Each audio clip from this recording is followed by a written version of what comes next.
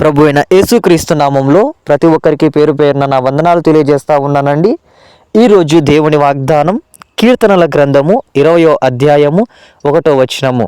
ఆపత్కాలమందు యెహోవా నీకు ఉత్తరమిచ్చును గాక, యాకోబు దేవుని నామము నిన్ను ఉద్ధరించును గాక.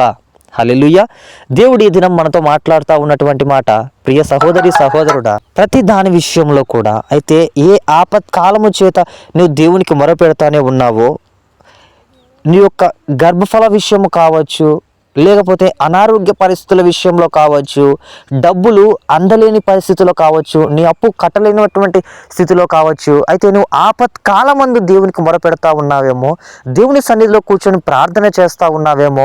అయితే ఇక్కడ దేవుడు సెలవిస్తూ ఉన్నటువంటి మాట, ఆ రోజు యాకోబు ఆపత్కాలమందు మొరపెట్టాడు. హల్లెలూయా. యాకోబు ఎప్పుడైతే ఆ ఆపత్కాలంలో మొరపెట్టాడో, దేవుడు ఉత్తరం ఇచ్చి దేవునికి దర్శనము ద్వారా యాకోబుతో మాట్లాడి ఉన్నాడు. హల్లెలూయా. ఈరోజు నీతో కూడా ఏ ఆపత్కాలము చేత అయితే, హల్లెలూయా, నీ గర్భఫల విషయంలో దేవుడిక ఉండదు, నీకు అబార్షన్ చేసేయాలి అనేసి మాట్లాడి ఉన్నాడేమో. అయితే అనారోగ్య పరిస్థితుల మధ్య ఉన్నప్పుడు మా వల్ల కాదు, ఇంకా వదిలేసేయండి, ఈ ప్రాణం మా వల్ల కాదు, తీసుకొని వెళ్ళిపోండి అనేసి అంటా ఉన్నారేమో. లేకపోతే అప్పుల విషయంలో నేను బాధ పెడతా ఉన్నారేమో, నీ అప్పులు కట్టు అనేసి ప్రెజర్ చేస్తూ ఉన్నారేమో.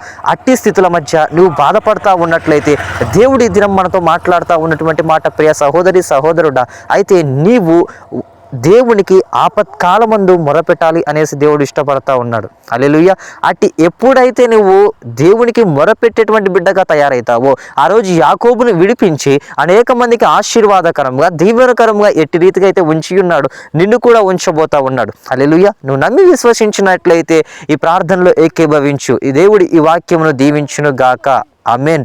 ప్రార్థన. మిక్కిలి ప్రేమ కలిగిన దేవా, నీకు స్తోత్రాలనైనా తండ్రి, అయా మీరు మాట్లాడినటువంటి ప్రతి మాటను బట్టి నేను స్తుతిస్తున్నాను, గణపరుస్తున్నాను. ఆ రోజు యాకోబును ఎలాగైతే నా తండ్రి మీరు దీవించారో అటు కృప ప్రతి బిడ్డకి అనుగ్రహించమని, సహాయము జరిగించమని అడిగి వేడుకుంటున్నాను తండ్రి. ఆమేన్.